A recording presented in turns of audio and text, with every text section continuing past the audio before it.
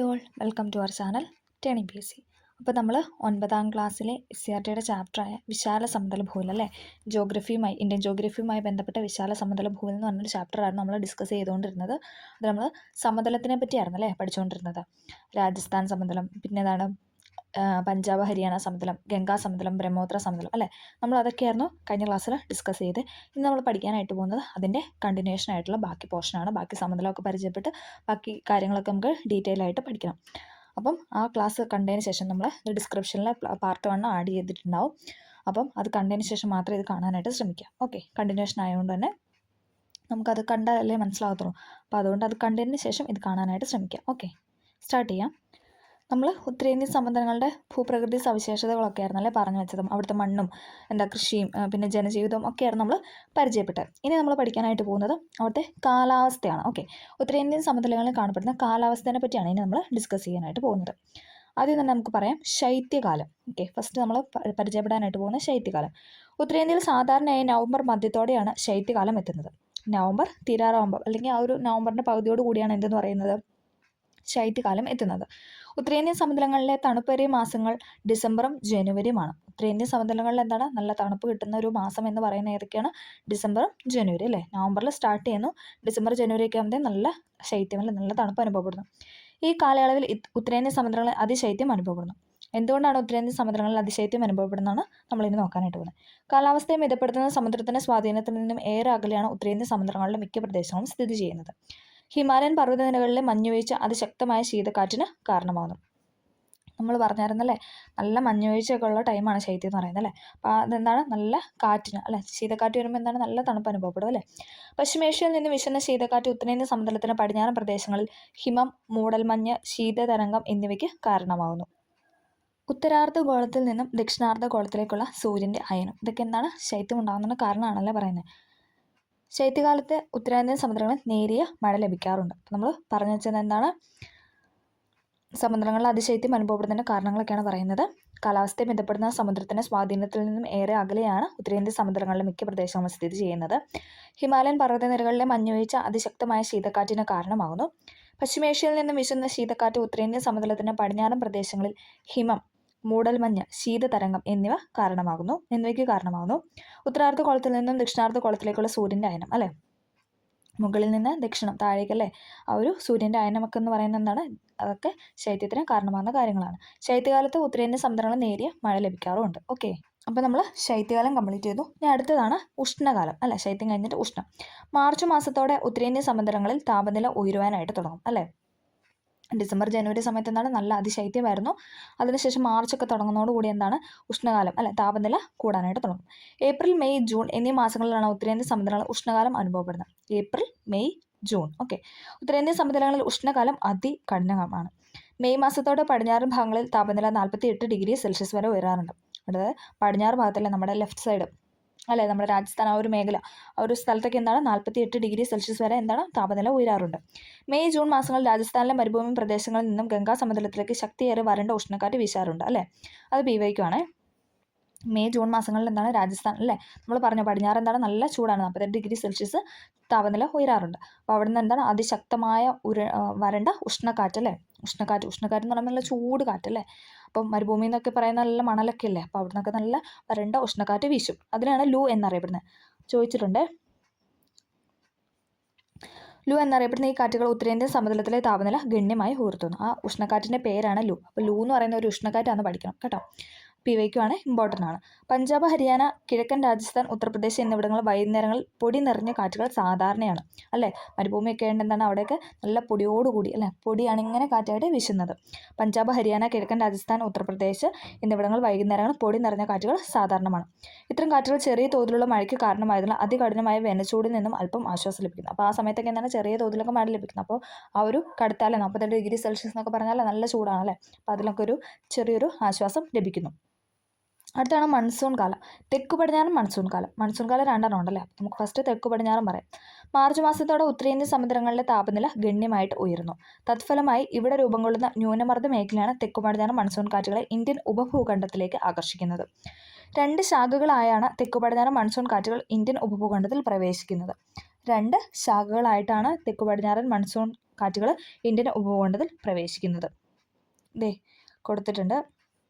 തെക്ക് പടിഞ്ഞാറ് മൺസൂൺ കണ്ടോ, ബ്ലൂയിഷ് ചെറിയൊരു അല്ലേ ഡാർക്ക് ബ്ലൂ ആയിട്ട് ഇങ്ങനെ കാണിച്ചിരിക്കുന്നതാണ്. ആ ഉത്തരേന്ത്യൻ കാറ്റാണ് കാണിക്കുന്നത്, മൺസൂൺ കാറ്റുകളാണ് കാണിക്കുന്നത്. ഓക്കെ, പലയിടത്തു നിന്നല്ലേ, എല്ലായിടത്തു നിന്നും അങ്ങോട്ടും ഇങ്ങോട്ടൊക്കെ അല്ല, അതാണ് നമ്മൾ പറഞ്ഞ ഏറ്റവും കൂടുതൽ മഴ ലഭിക്കുന്നത്. അത് ഇന്ത്യയിൽ മൊത്തം എടുക്കുകയാണെങ്കിൽ ഏറ്റവും കൂടുതൽ മഴ ലഭിക്കുന്നത് തെക്ക് പടിഞ്ഞാറ് മൺസൂൺ കാലമാണോ അല്ലേ. ഓക്കെ, അപ്പോൾ അത് ക്ലിയർ ആയെന്ന് പ്രതീക്ഷിക്കുന്നു. സുന്ദരവനം ഡെൽറ്റ പ്രദേശത്തിലൂടെ കരയിലേക്ക് പ്രവേശിക്കുന്ന ബംഗാൾ ഉൾക്കടൽ ശാഖ 2 ഉപശാഖകളായിട്ട് പിരിയുന്നു. ഒന്ന് കിഴക്ക് ദിശയിൽ ബ്രഹ്മപുത്ര സമതലത്തിൽ പ്രവേശിച്ച് വൻതോതിൽ മഴ നൽകുന്നു. പടിഞ്ഞാറ് ദിശയിൽ ഗംഗാ സമതലത്തിലേക്ക് പ്രവേശിക്കുന്ന ഉപശാഖയാകട്ടെ പശ്ചിമ ബംഗാൾ, ബീഹാർ, ഉത്തർപ്രദേശ്, ഡൽഹി എന്നിവിടങ്ങളിൽ മഴ നൽകി മുന്നേറുന്നു. അല്ലെ, 2 സൈഡിലോണോ അത് പോകുന്നുണ്ട്. ആ മൺസൂൺ കാറ്റ് എന്താണ് 2 സൈഡിലോട്ടും പോകുന്നു. ഒന്ന് ബ്രഹ്മപുത്ര സമതലത്തിലും മറ്റേന്താണ് പടിഞ്ഞാറ് ദിശയിൽ ഗംഗാ സമതലത്തിലായിട്ടും.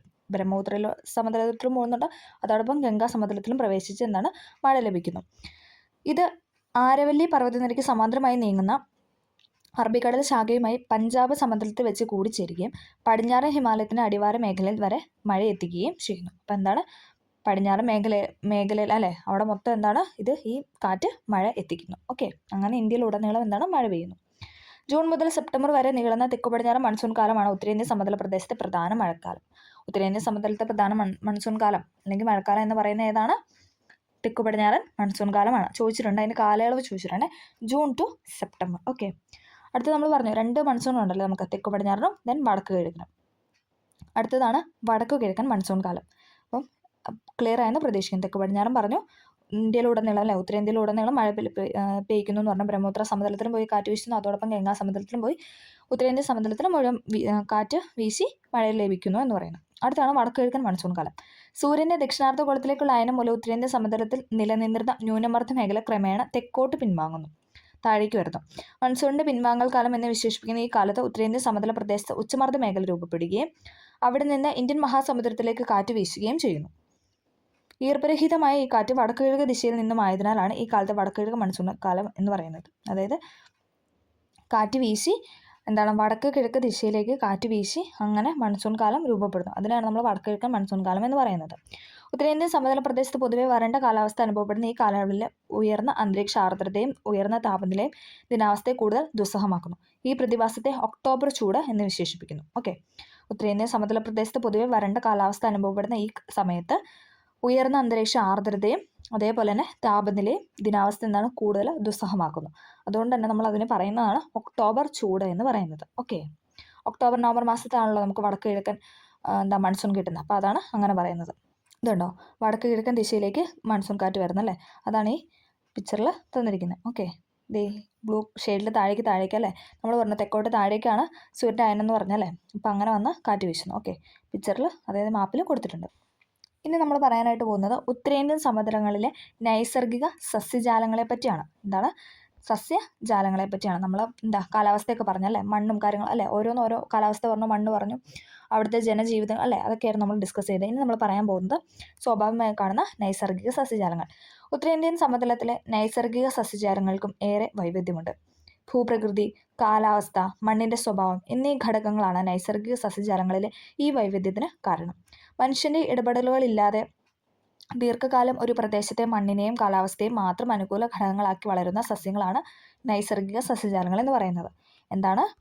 മനുഷ്യൻ്റെ ഇടപെടലുകൾ ഇല്ല അല്ലേ, മനുഷ്യൻ്റെ ഒന്നുമില്ല അല്ലേ, തന്നെ അവിടെ വളർന്ന് ഉണ്ടാകുന്നു. ദീർഘകാലം ഒരു പ്രദേശത്തെ മണ്ണിനെയും കാലാവസ്ഥയെയും മാത്രം അനുകൂല ഘടകങ്ങളാക്കി വളരുന്ന സസ്യങ്ങളാണ് നൈസർഗിക സസ്യജാലങ്ങൾ എന്ന് പറയുന്നത്. ഓക്കെ, ഉത്തരേന്ത്യൻ സമതലത്തിൽ പൊതുവെ കാണപ്പെടുന്ന നൈസർഗിക സസ്യജാലങ്ങളാണ് ചുവടെ കൊടുത്തിട്ടുള്ളത്. ഉഷ്ണമേഖല ഇലപൊഴിയും വനങ്ങൾ, ഉഷ്ണമേഖല മുൾക്കാടുകൾ, ചതുപ്പ് നിലവനങ്ങൾ. ഇതെല്ലാം ചോദിച്ചിട്ടുണ്ട്. എന്തൊക്കെയാണ്? ഉഷ്ണമേഖല ഇലപൊഴിയും വനങ്ങൾ, ഉഷ്ണമേഖല മുൾക്കാടുകൾ, ചതുപ്പ് നിലവനങ്ങൾ. ഓക്കെ, ഇതിവിടെ ഉഷ്ണമേഖല ആർദ്ര ഇലപൊഴിയും കാടാണ് ഇവിടെ കൊടുത്തിരിക്കുന്നത്. നല്ല പച്ചപ്പ് നിറഞ്ഞ അല്ലേ ആ ഒരു ഇത്. ഓക്കെ, നമുക്ക് നോക്കാം. ഉഷ്ണമേഖല ഇലപൊഴിയും വനങ്ങളെ 2ആയിട്ട് തരംതിരിക്കാം. എന്താണ് ഉഷ്ണമേഖല? നമ്മൾ 3 പറഞ്ഞല്ലേ, ഉഷ്ണമേഖല ഇലപൊഴിയും വനങ്ങൾ, ഉഷ്ണമേഖല മുൾക്കാട്, പിന്നെ ചതുപ്പ് നിലവനങ്ങൾ. അതിൽ ഉഷ്ണമേഖല ഇലപൊഴിയും വനങ്ങൾ നമ്മൾ 2ആയിട്ട് തരംതിരിക്കാനായിട്ട് പോവുകയാണ്. എന്തൊക്കെയാണ്? വരണ്ട ഇലപൊഴിയും കാടുകളും ആർദ്ര ഇലപൊഴിയും കാടുകളും. വരണ്ടതുമുണ്ട്, ആർദ്രമുണ്ട്. ഓക്കെ, 70 സെൻറ്റിമീറ്ററിനും 100 സെൻറ്റിമീറ്ററിനും ഇടയിൽ വാർഷിക മഴ ലഭിക്കുന്ന പ്രദേശങ്ങളാണ് വരണ്ട ഇലപൊഴിയും കാടുകൾ കാണപ്പെടുന്നത്. വരണ്ട അന്തരീക്ഷ സ്ഥിതിയിൽ ഏകദേശം 6 മുതൽ 8 ആഴ്ച വരെ ഈ സസ്യങ്ങൾ ഇല പൊഴിക്കുന്നു. ഉത്തർപ്രദേശിലെ സമതലങ്ങളിലും ബീഹാറിലും വരണ്ട ഇലപൊഴിയും വനങ്ങൾ കാണപ്പെടുന്നു.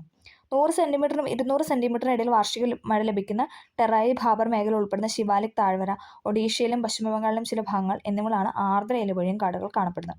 അതായത് കൂടുതൽ മഴ ലഭിക്കുന്നിടത്താണ് ആർദ്ര ഇലപൊഴിയും കാടുകൾ. 70 മുതൽ 100 വരെയൊക്കെയാണ് എന്താണ് വരണ്ട ഇലപൊഴിയും കാടുകളാണ്.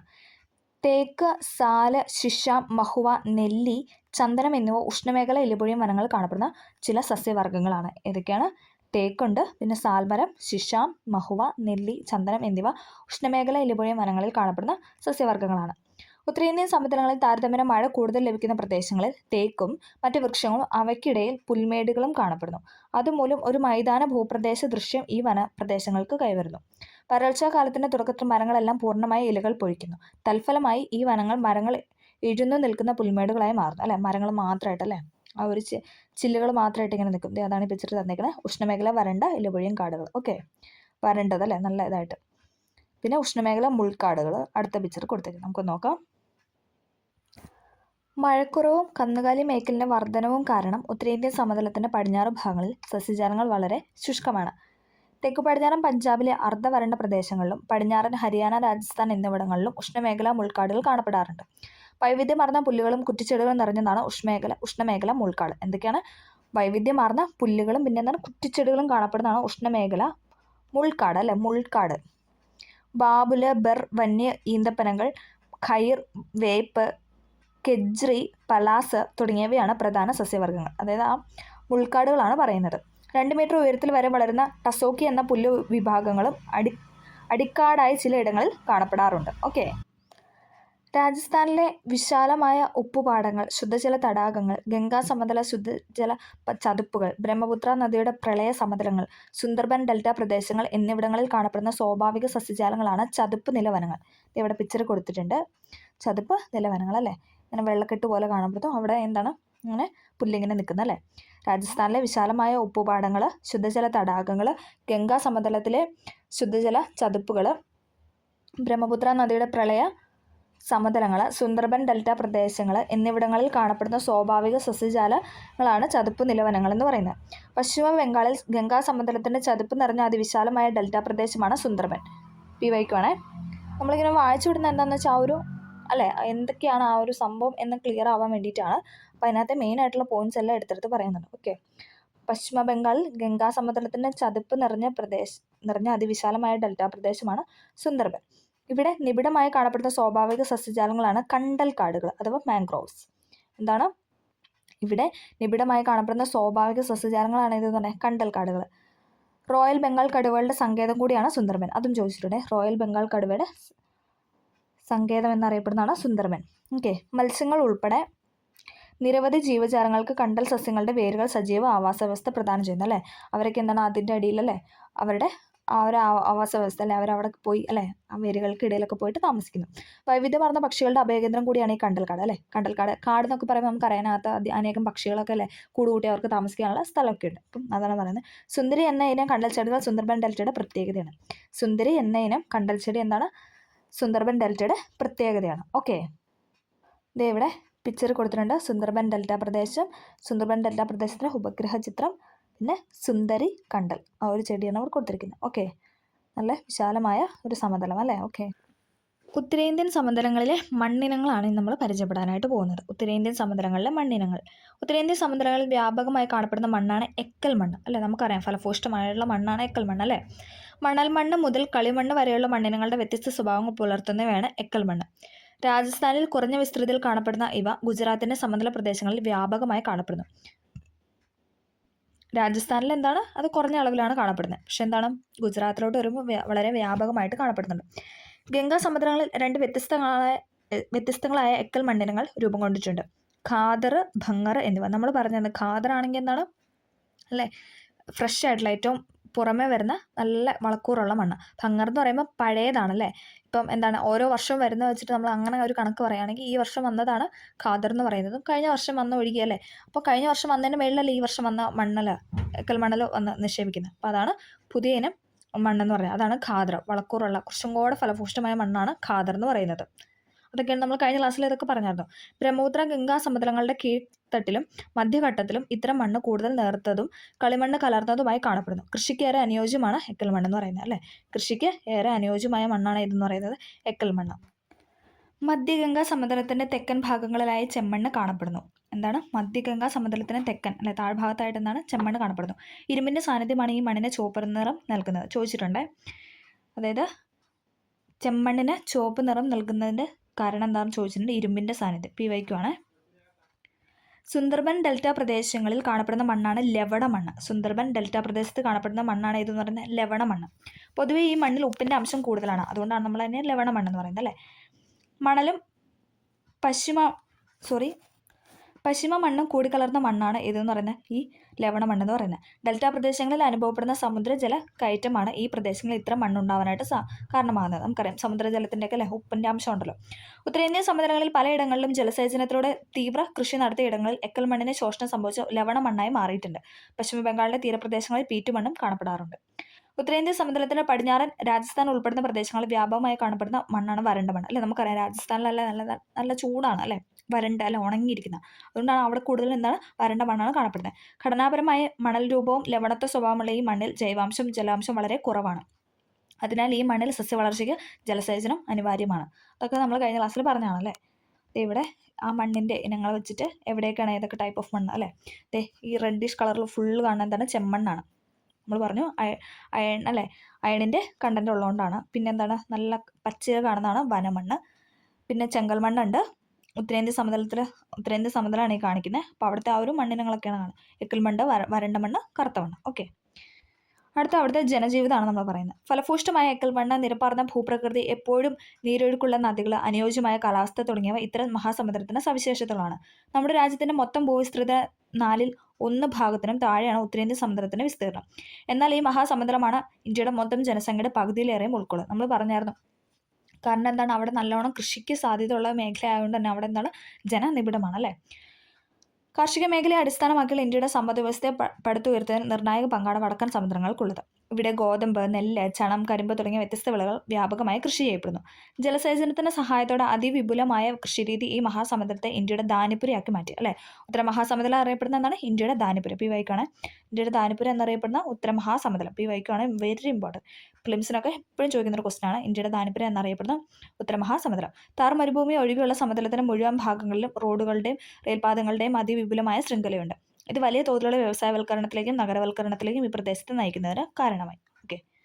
അതാണ് കൊടുത്തത്. ഉത്തരേന്ത്യൻ സമതലത്തിലെ ഒരു നഗരപ്രദേശം എന്ന് പറഞ്ഞിട്ടല്ലേ. നോക്കിക്കേ, ഫുൾ ബിൽഡിംഗ് ഒക്കെ ആയിട്ടല്ലേ. അങ്ങനെ ഓരോരോ കാര്യങ്ങൾ കൊടുത്തു. ഫലഭൂഷ്ടമായ ഒരു ഉത്തരേന്ത്യൻ സമതലത്തിലെ നല്ല പച്ചപ്പാർന്ന നദിയൊക്കെ ഒഴുകിയല്ലേ കാണുന്നൊരു പിക്ചർ. പിന്നെന്താണ്? സമതലത്തിലെ ധാന്യകൃഷി അല്ലെ, ഗോതമ്പ്, നെല്ലിൻ്റെയൊക്കെ ആ ഒരു പിക്ചറൊക്കെയാണ് തന്നിരിക്കുന്നത്. ഇതെല്ലാം എന്താണ്? ഉത്തരേന്ത്യൻ സമുദ്രത്തിൻ്റെ സവിശേഷതയാണ്. ഖാരിഫ്, റാബി, സെയ്ദ് എന്നിങ്ങനെ 3 വ്യത്യസ്ത കാർഷിക കാലങ്ങളിലായാണ് ഉത്തരേന്ത്യൻ സമുദ്രങ്ങളിൽ വിവിധയിനം വിളകൾ കൃഷി ചെയ്യുന്നത്. തെക്ക് പടിഞ്ഞാറൻ മൺസൂൺ കാലത്തിനോട് ചേർന്ന് വരുന്ന കാർഷിക കാലമാണ് ഖാരിഫ്. ഇതൊക്കെ നമ്മൾ കഴിഞ്ഞ ക്ലാസ്സിൽ പറഞ്ഞായിരുന്നു അല്ലേ. ഖാരിഫ്, റാബി, സെയ്ദ് അല്ലേ. ശൈത്യകാലത്തിന് വരവോടെ ആരംഭിക്കുന്ന കാർഷിക കാലമാണ് റാബി. അതായത് തെക്ക് പടിഞ്ഞാറൻ മൺസൂൺ അല്ല, മഴയുടെ സമയത്ത് ഏതാണ്? ഖാരിഫ്. അത് തീർന്ന ഏകദേശം മഞ്ഞൊക്കെ വരുന്ന ആ ഒരു ശൈത്യകാലത്തോടു കൂടി റാബി വിളകളുടെ വിളവെടുപ്പിന് ശേഷം ആരംഭിക്കുന്നതാണ് സെയ്ദ് അല്ലേ. നമ്മൾ പറഞ്ഞായിരുന്നു വേനൽക്കാലത്ത് പഴവും പച്ചക്കറിയൊക്കെ കൃഷി ചെയ്യുന്നു എന്നല്ലേ. ഓക്കെ. ഇത് പഠിക്കണേ. ഈ ഒരു ബോക്സ് കാണാതെ പഠിക്കണം. ഖാരിഫ് ജൂൺ മുതൽ സെപ്റ്റംബർ വരെ. ഉഷ്ണമേഖലാ വിളകളായ നെല്ല്, പരുത്തി, ചണം, ബജ്ര, തുവര മുതലായവ ഇതൊക്കെയാണ് ഖാരിഫ് വിളയിൽ പെടുന്നത്. അത് PYQ ആണ്. ഖാരിഫ് എന്ന് പറഞ്ഞു കഴിഞ്ഞാൽ ഒരു കാരണവശാലും ഗോതമ്പ് ഖാരിഫ് വിളയെല്ലാം നോക്കണം. ഗോതമ്പ് എന്ന് പറയുന്നത് റാബി വിളയാണ്. റാബിക്ക് അതൊരു ബായില്ലേ, ഗോതമ്പിനകത്തൊരു ബായുണ്ട്. അത് വെച്ചിട്ട് ജസ്റ്റ് ഒന്ന് കണക്ട് ചെയ്യുക. കാരണം എപ്പോഴും അങ്ങോട്ടും മാറി പോകാനുള്ളൊരു ക്വസ്റ്റ്യൻ ആണ് അതെന്ന് പറയുന്നത്. ഖാരിഫ് വിള എന്ന് പറയുന്നത് നെല്ല്, പരുത്തി, ചണം, ബജ്ര, തുവര. ഇത് PYQ ആയിട്ട് ചോദിച്ചിട്ടുണ്ട്. SCRT തന്നതുകൊണ്ട് തന്നെ ഇതെന്തായാലും ഇത്രയും കാര്യങ്ങൾ എന്തായാലും പഠിക്കണം. അടുത്താണ് റാബി. ഒക്ടോബർ മുതൽ മാർച്ച് വരെ അല്ലേ. സെപ്റ്റംബർ കഴിഞ്ഞിട്ട് എന്താണ്? അടുത്ത മാസം ഒക്ടോബറാണ്. ഒക്ടോബർ മുതൽ മാർച്ച് വരെ ഏകദേശം ചൂടിൻ്റെ സമയം വരെ എന്താണ്? റാബി വിളയാണ്. മിതോഷ്ണം അല്ലേ. മിതോഷ്ണ ഉപോഷ്ണ വിളകളാണ്. മിതമായ ചൂടും അതേപോലെ നല്ല ചൂടും കിട്ടുന്ന വിളകളായ ഗോതമ്പ്, പയറുവർഗ്ഗങ്ങൾ, കടുക് വർഗ്ഗങ്ങൾ, ബാർലി മുതലായവയാണ് റാബി വിളകൾ. ഗോതമ്പ്, പയറുവർഗ്ഗങ്ങൾ, കടുക്, ബാർലി. അടുത്താണ് സെയ്ദ്. അതായത് ശരിക്കും ആ വേനൽക്കാലം എന്നൊക്കെ പറയുന്നത് അല്ലേ. ഏപ്രിൽ മുതൽ ജൂൺ വരെ. മാർച്ച് കഴിഞ്ഞിട്ട് ഏപ്രിൽ മുതൽ ജൂൺ വരെ എന്ന് പറഞ്ഞാൽ സെയ്ദ് പഴവും പച്ചക്കറികൾ, പഴങ്ങൾ, കാലിത്തീറ്റ മുതലായവയാണ് പ്രധാന വിളകൾ. ഇപ്പോൾ ഖാരിഫ് എന്ന് പറഞ്ഞു കഴിഞ്ഞാൽ മഴക്കാലത്തല്ലേ. ഇതൊക്കെ പടിഞ്ഞാറൻ മൺസൂൺ കാലത്ത് സ്റ്റാർട്ട് ചെയ്യുന്നതെന്ന് ഓർക്കുക. ജൂൺ മുതൽ സെപ്റ്റംബർ വരെ. നെല്ല്, പരുത്തി, ചണം, ബജ്ര, തുവരയാണ് അതിൻ്റെ പ്രധാന വിളകൾ. അടുത്ത റാബി ആണെങ്കിൽ ഗോതമ്പ്, പയറുവർഗ്ഗം, കടുക്, ബാർലി തുടങ്ങിയവ. അതെന്ന് പറഞ്ഞാൽ ഒക്ടോബർ ടു മാർച്ച്. പിന്നെ മാർച്ച് കഴിഞ്ഞ് ഏപ്രിലല്ലേ, ഏപ്രിൽ ടു ജൂൺ അല്ലെ, ജൂൺ ആകുമ്പോഴത്തേക്കും തന്നെ ഖാരിഫ് വിളവ് ഇടണം. അപ്പോൾ അതിന് മുന്നേ ഇത് എടുക്കണം അല്ലെ, വിളവെടുക്കണം. അപ്പോൾ അതാണ് സെയ്ത് എന്ന് പറയുന്നത്. ഓക്കെ.